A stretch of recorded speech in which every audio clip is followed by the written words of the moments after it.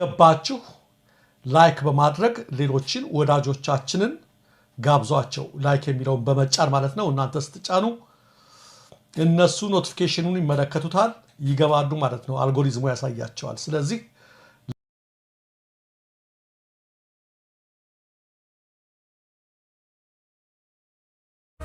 የአብይ አህመድ አገዛዝ ካለፈው ሳምንት ጀምሮ መጠነ ሰፊ ጥቃት በአራቱም የአማራ ማዕዘናት ከፍቷል። ከመላው ኦሮሚያ ክልል ሚሊሻዎችን አድማ በታኝ ኃይሎችንና መከላከያ ሰራዊቱን ወደ አማራ ክልል በገፍ አስገብቷል።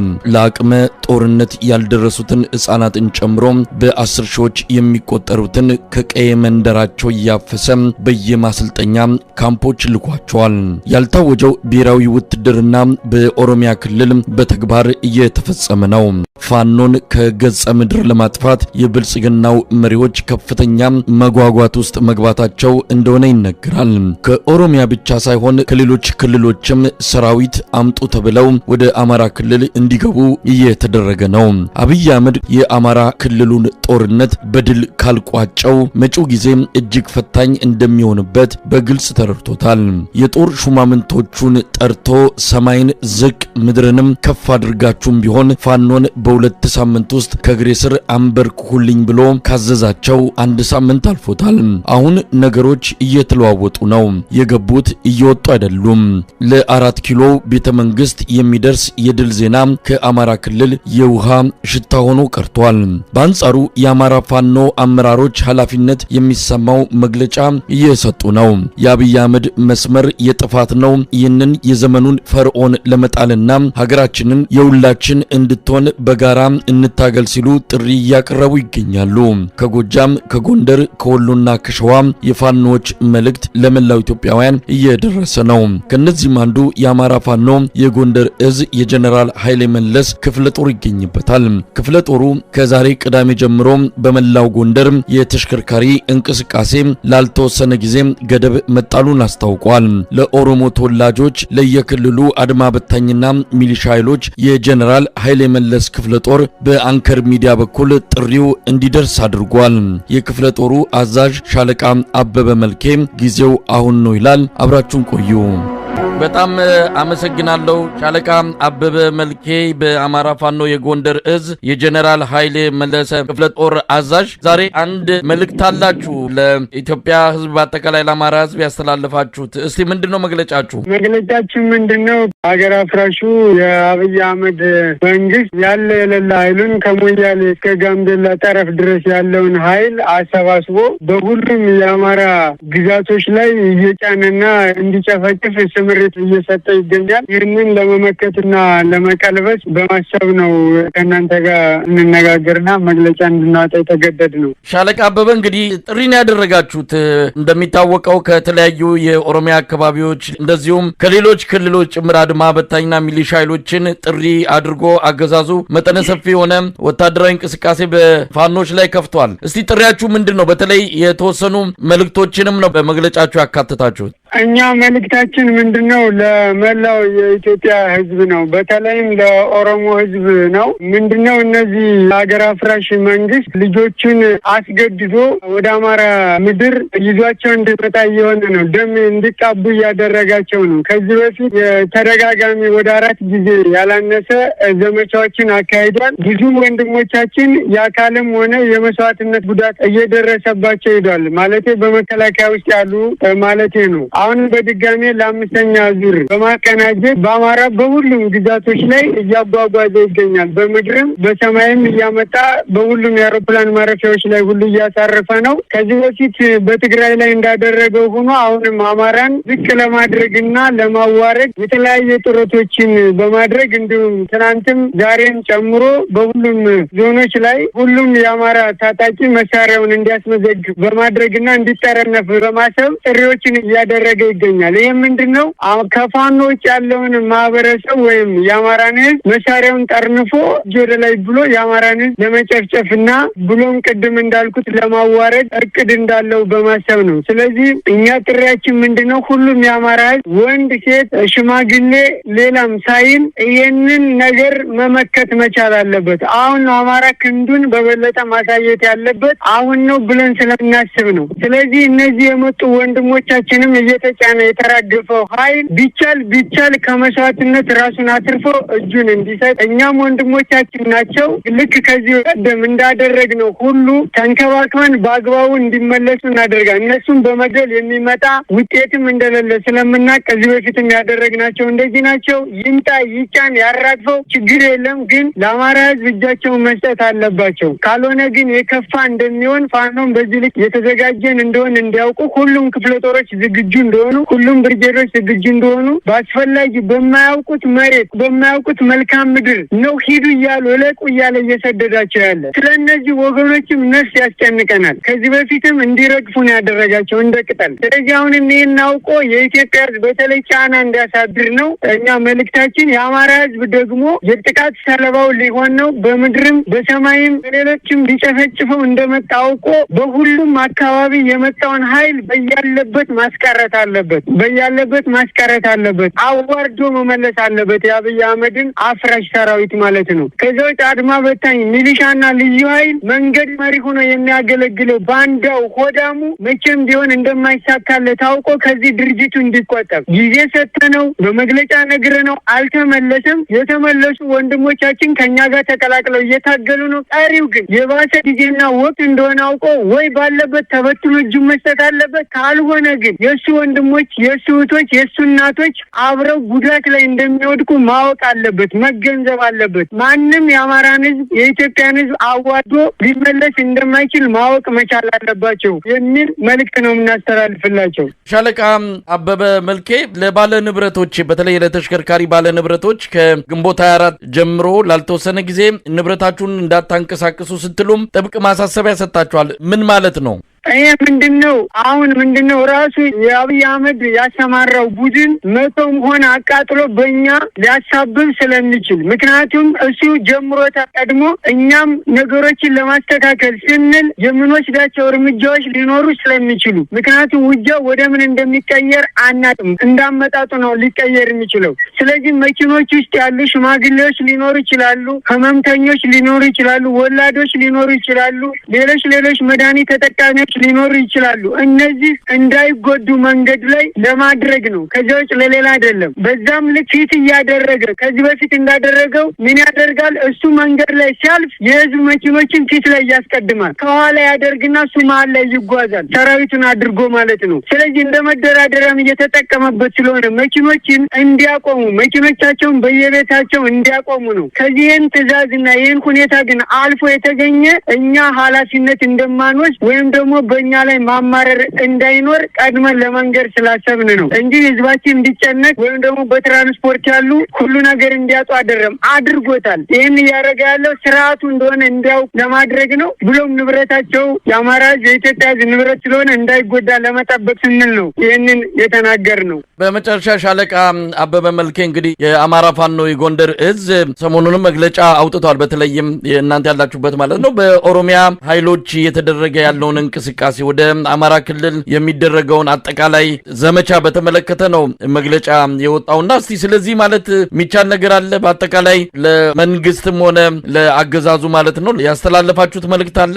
እኛ እንግዲህ ምንድነው ተደጋጋሚ ተናግረናል። እኛ እየታገልን ያለነው ተበድለን ተገፍተን ነው። የአማራ ህዝብም ሆነ የኢትዮጵያ ህዝብ አሁን እየታገለ ያለው ግፍ ስለተፈጸመበት ነው። ስርዓቱም ይህን ነገር መቋቋም ሳይሆን መመለስ ሳይሆን በበደል ላይ በደል እየጨመረ እየሄደ እንደሆነ ስላወቅን ነው በረሃ የገባ ነው። እየታገልን ያለነው ሙሉ ድፍን ፋኖም ሆነ የአማራ ሌላውም እየታገለ ያለው። ስለዚህ አገዛዝ ይህንን ሊሰማም አልቻለም። አሁንም እየሄደበት ነው። አሁን አለ የሌለ ኃይሉን ተጠቅሞ እያስገባ ነው። አሁንም ጥፋት እየፈጸመ ነው። ስለዚህ ተው እያልን ነው። አትበድሉት፣ አትግደሉት፣ ይህን ህዝብ አታሰቃይት እያልናቸው ነው። አልሰሙም። አሁንም እያዘመቱ ነው። እያረገፈ ነው። በምድርም በሰማይም ቅድም እንዳልኩት እያመጣ በየዞኑ በየወረዳዎቹ እያሰማራ ነው። በተለያየ በገንዘብ በሌሎች የገዛቸውን ሆዳሞች መሪ በማድረግ እየተንቀሳቀሰ ነው። ስለዚህ አገዛዙ ሊማር አልቻለም። ምርጫና ምርጫው ምንድነው? ከዚህ በኋላ ተፋልሞ መውደቅ፣ ይህችን ቅድስት ሀገር ነጻ ማውጣት፣ ይህን ህዝብ ነጻ ማውጣት ብቻ ነው። እኛ እንዲረዱን የምንፈልገው የኢትዮጵያ ህዝቦች ብቻ ናቸው። ወይም የኦሮሚያ ህዝብ በተለይ ማለት ነው። የኦሮሚያ ህዝብ እየተበደረ እየተገፋ እንደሆነ እናውቃለን። ግን ልጆቹን ተው ማለት አለበት። እየተታለለ የሚመጣውን ሰምተናል። በኦሮሚያ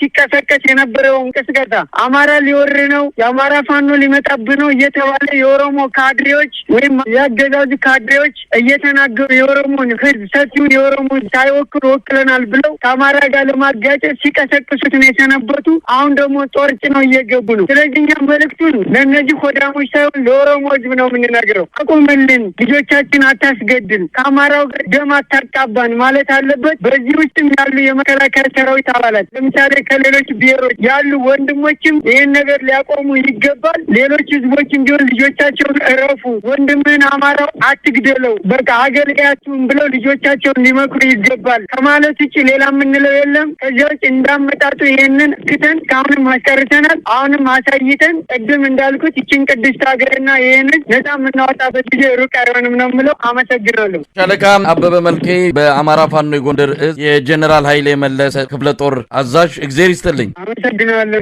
እግዚአብሔር ይስጥልኝ። ግታ እንግዲህ አጠቃላይ የአማራ ክልሉን ጦርነት ስናስበው ያው 3ኛ ዓመቱን አጠናቋል። እንግዲህ በይፋ ጦርነቱ ከተጀመረ 3ኛ ዓመቱ በዚህ ወር ላይ ነው የሚጠናቀቀው። እስካሁን ምን ተገኘ?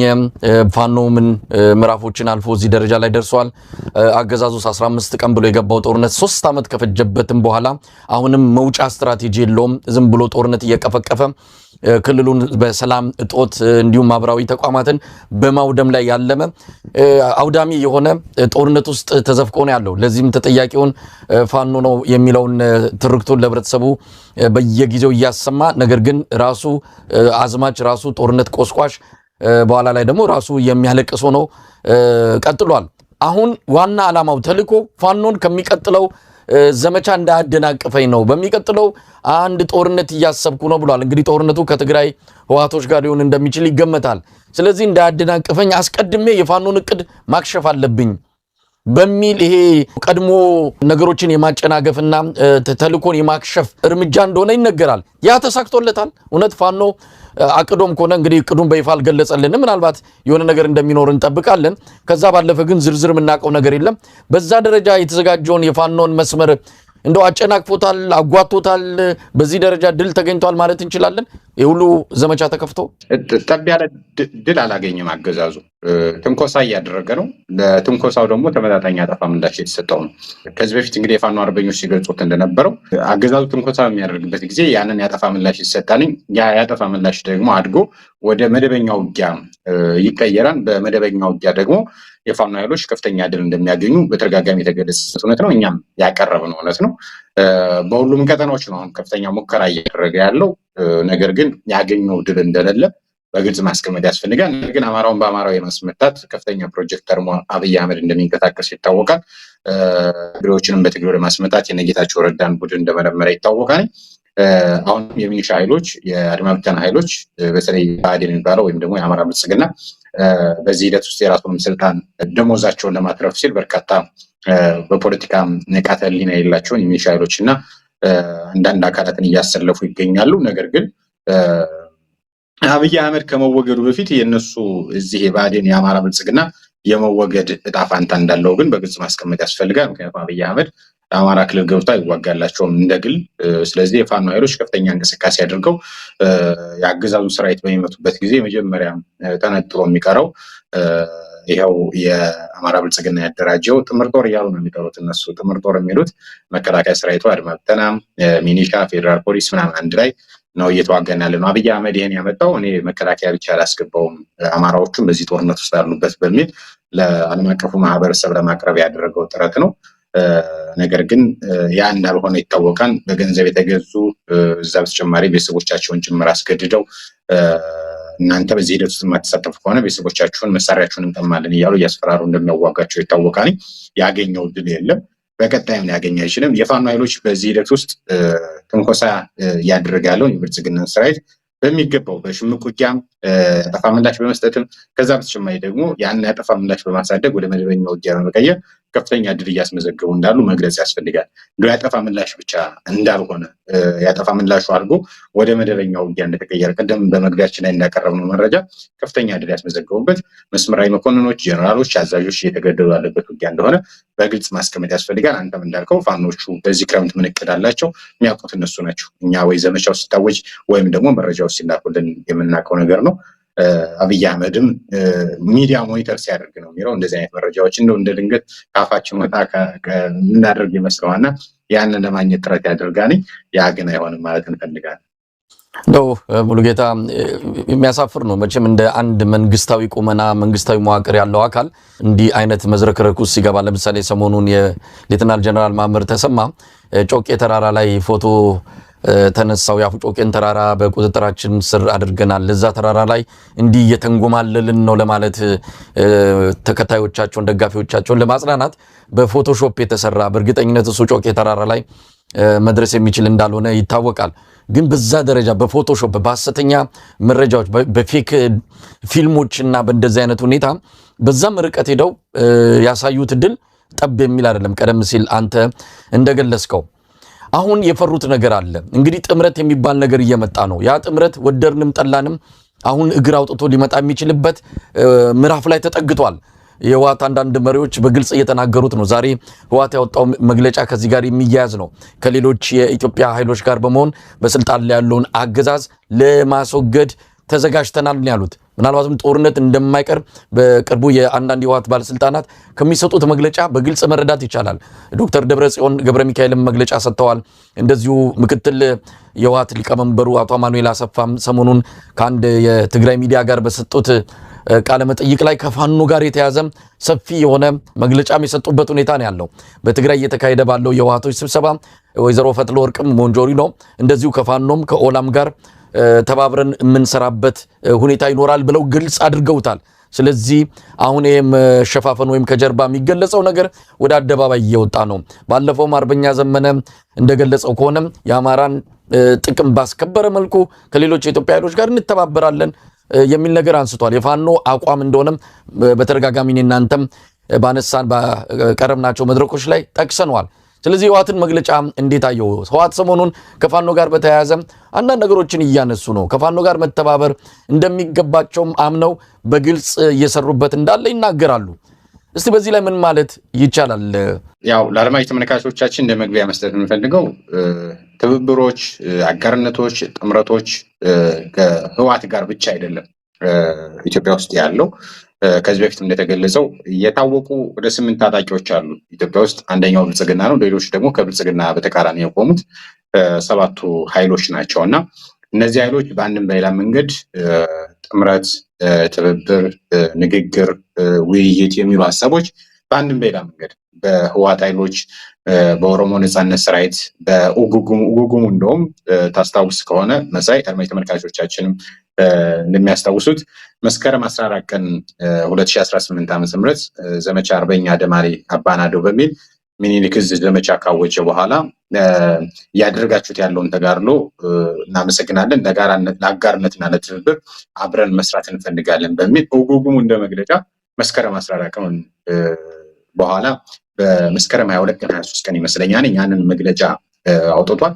ከዛ በኋላ የተለያዩ ውይይቶች፣ ንግግሮች ይኑሩ አይኑሩ የምናውቀው ነገር የለም። ነገር ግን ከሚዲያዎች እንደምንረዳቸው እንደምንከታተለው የአፋብን የድርጅቱ መሪ አርበኛ ዘመነ ካሴም፣ የአፋብን ወታደራዊ አዛዥ አርበኛ ጀነራል ተፈራ ማሞ፣ የአፋብን የህዝብ ግንኙነት መምሪያ አርበኛ አስረስ ማረም ሲናገሩት እንደነበረው ከሰሜን ኃይሎችን ለማጥፋት እየተንቀሳቀሰ ያለ ኃይል አለ። እሱም ደግሞ የአብይ አህመድ አገዛዝ ነው። ሌላ ህዝብ ጥላት የለንም። ስለዚህ ይህን ሊያጠፋን የተነሳውን ኃይል በጋራ ተባብረን እናጠፋዋለን ብለዋል። ከሰሞኑም የህወሓት አመራሮች ዶክተር ደብረጽዮን ገብረ ሚካኤል፣ ሞንጆሪኖ፣ አማኑኤል አሰፋ፣ ሌሎቹ ቃል አቀባዩን ጨምሮ የህወሓት ኃይሎች ከሰሞኑ ተከታታይ የሆኑ በሁሉም የትግራይ ክልል ከተሞች ህዝባዊ ውይይት አድርገዋል። በዛ ህዝባዊ ውይይት ላይ ቀዳሚ ጥራታችን አብይ አህመድ ነው ብለዋል። ይሄ አገዛዝ እስካልተወገደ ድረስ የኛ የህልውና አደጋ አይቀለበስም። ስለዚህ የህልውና አደጋን የደቀነብናን የብልጽግናን አገዛዝ አብይ አህመድ መራሹን የብልጽግና አገዛዝ ማስወገድ አለብን የሚል በግልጽ አስቀምጠውታል። እንደ ትግራይ ለሰላም ስንል ከፍተኛ ትዕግስትና መስዋዕትነት እየከፈልን ነው ያሉት እንግዲህ በራሳቸው አንደበት እና ከዛ በተጨማሪ ትብብር ህልውናችን ለማረጋገጥ በምንወስንበት ምዕራፍ ላይ እንገኛለን። የአብይ አህመድን አገዛዝ ለማስወገድ ቆርጠን ተነስተናል ያሉት። ከዚህ በፊት እንግዲህ እኛም ከዚህ በፊት ተናግረናል።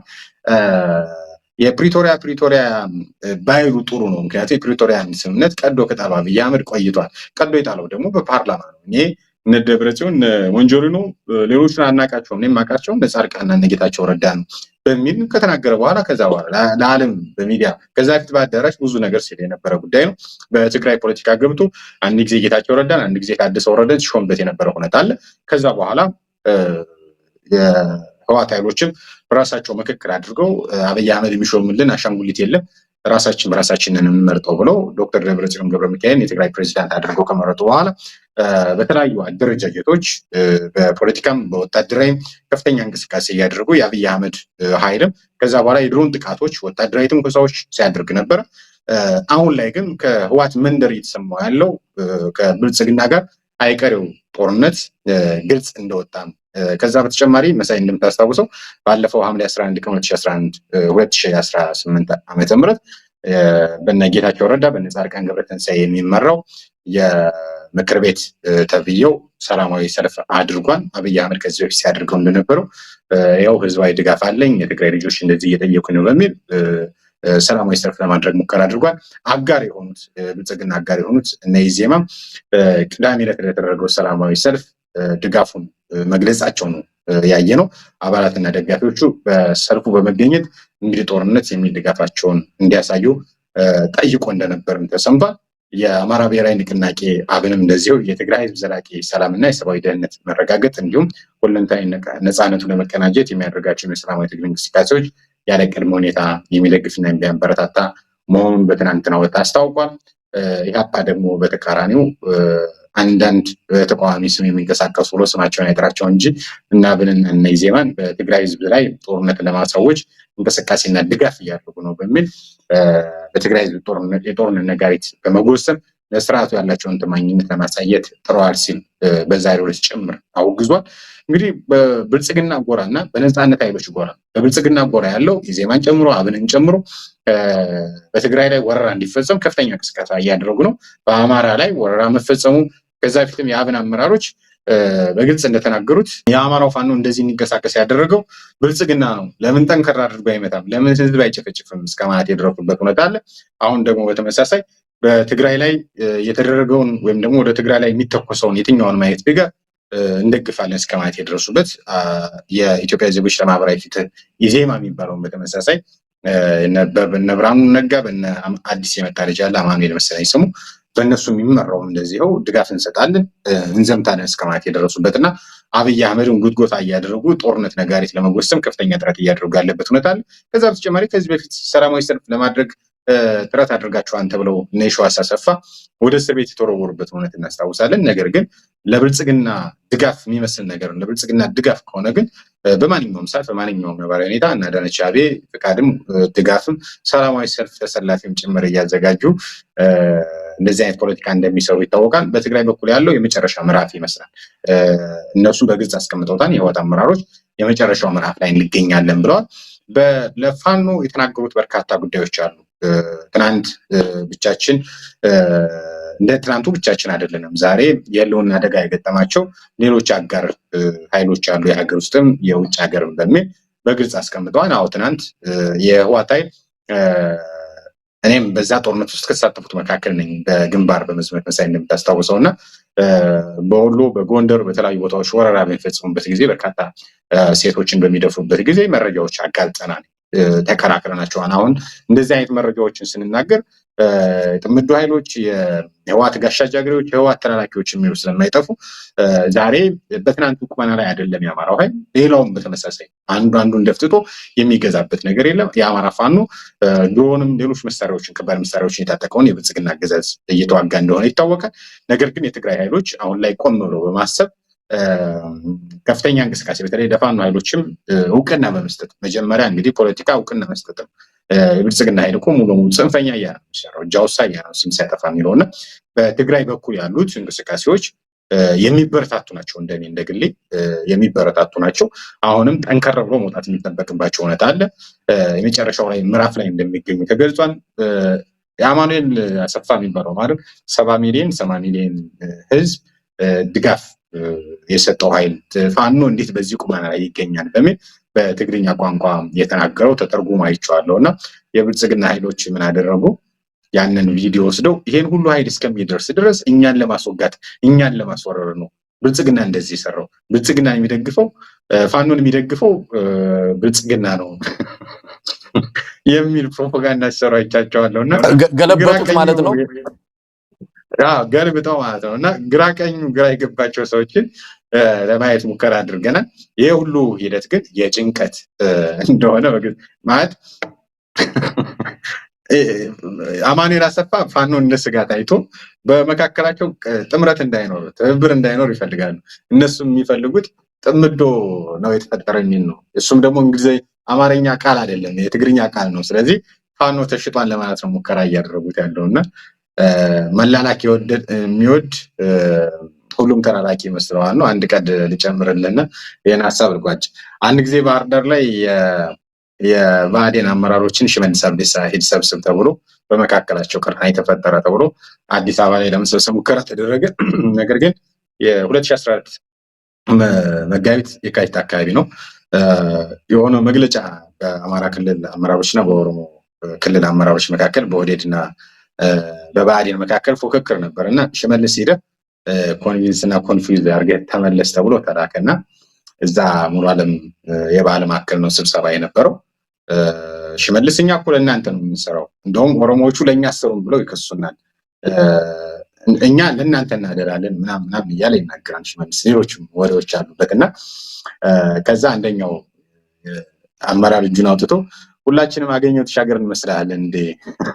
እንዴት እንደዚህ አይነት ነገር እኛ እንድናገረናለን? አዲስ አበባ ስታገኝ አገኘው ተሻገር እንደዚህ ራሳስ ነው። አዲስ አበባ ስታገኝ አገኘው ተሻገር እንደዚህ ራሳም ነው። እኛ ግን እንደዚህ አንሸወድም። ስለዚህ ኮንቪንስ እና ኮንፊውዝ የምታደርገውን ነገር እዛው እንዳለው አስታውሳለሁና የብልጽግና ኃይሎች እንደዚህ ናቸው። ማጭበርበር፣ መዋሸት እንደዚህ አይነት ነው እንትን የሚሉትና ሙሉጌታ በጣም አስገራሚ። እስቲ ስለ ሽመልስ አብዲሳ በኋላ ላይ የምናነሳዋለን። ከዚህ ከምክክር ኮሚሽኑ ጋር በተያያዘ እቺኑ ኮንቪንስ ኤንድ ኮንፊውዝ የሚሉትን ስንተኛ ክፍል እንደሆነ አላውቅም። ብዙ ክፍሎች አሉት። ያን ያው አባይ ማዶ ተሻገረን ቁማር በልተናቸዋል ካለ በኋላ ያው በማሳመንም ይሁን የበላይ ሆነናል ብሎ ከተናገረበት አንስቶ የተለያዩ ነገሮችን አብይ ሌላ ሽመልስ ሌላ። ሽመልስ አደናጋሪ ነው። አብይ ደግሞ የመሪ ካባ እየለበሰ ሽመልስን እየላከ በእርግጥም ኮንቪንስ እና ኮንፊውዝ ማደናገርና ማሳመንን እንደ ፖሊሲ ሲከተሉት ነበር። አሁንም ያንን አልተውትም። የሞኝ ነገር አንዴ ተነቃ፣ ስለዚህ ሌላ እንኳን ዘዴ እንፈልጋ አይሉም። እሷኑ ይዞ አሁንም በሷ የማታለያ ዘዴ የኢትዮጵያን ሀገረ መንግስት እመራለን ብለው ተዘጋጅተዋል። ሽመልስ ሰሞኑን ያንኑ ነው ይዞ የመጣው። አብይ አህመድ ምክክር ይላል፣ ሽመልስ ደግሞ ግርግር እየፈጠረ ነው። ይህንን ነገር ምናልባት ወደ ኋላ ላይ ከምክክር ኮሚሽኑ ጋር አያይዘን እንነግረዋለን። እንሳት ቀልድ ግን በጣም አስገራሚ ናት። ሁላችንም አገኘው ተሻገር እንመስለዋለን፣ ሁላችንም ተመስገን ጥሩነህ እንመስለዋለን፣ ሁላችንም ያው ማን ነው ሌሎቹ ምስለን ያስተዳደር ባለስልጣናትን እንመስላቸዋለን። አማራ ግን ሀገር የገነባ ሀገር የሰራ የአማራ ልጆች የበቀሉባት ምድር እንደሆነች ዘንግተው በእነዚህ ተላላኪዎችና ምናልባት ቃሉን ለመጥራት ሚዲያ ላይ ላይመጥን ይችላል እንደው ገረዶች ብሎ መግለጽም የሚቻል ነው። በእነዚህ ልክ የአማራን ህዝብ እየመዘኑ የኦህዴድ ባለስልጣናት ስሊቱን ቁማሩን በላን እያሉ ነገር ግን ሀገሪቱን እንዲህ አይነት መቀመቅ ውስጥ እየከተቱ መሆናቸውን አሁን እንኳን ከስተቶቻቸው መማር አልቻሉም። ለማንኛውም እንመጣበታለን። እንደው የህወሓት አካሄድ ህወሓት በግልጽ እየተናገረ ነው። ወደ ጦርነት ሊገባ የሚችሉባቸው ሁኔታዎች እንዳሉ ፍንጮች እየታዩ ናቸው። ወደ ጦርነቱ ስንገባ ግን ብቻችንን አይደለም፣ እንደ በፊቱ ብቻችንን አገኙን፣ በዚህም በዛም ከበባ ፈጸሙብን። ከኤርትራም ከአማራም ኃይሎች ጋር ተነጋገሩና ብልጽግናዎች እኛ ላይ ከበባ ፈጸሙ። አሁን ግን ያ የለም ነው። አሁን ከሌሎች ኃይሎች ጋር ሆነን ይህንን ስርዓት እናስወግዳለን ብለዋል። ቀጣዩ ነገር ምንድነው? እሱን ውስጥ የሚነጋገሩት ወደፊት የምናውቀው ነው። አሁን ግን ይህን ስርዓት ለማስወገድ ህወሓት ከሌሎች ኃይሎች ጋር በትብብር እንደሚሰራ በግልጽ ተናግሯል። እንደውም ወይዘሮ ፈትለወርቅ በስም ጠርታ ነው ፋኖንም የኦሮሞ ነጻነት ሰራዊትንም በስም ጠርታ ነው አብረን እንሰራለን ያለችው።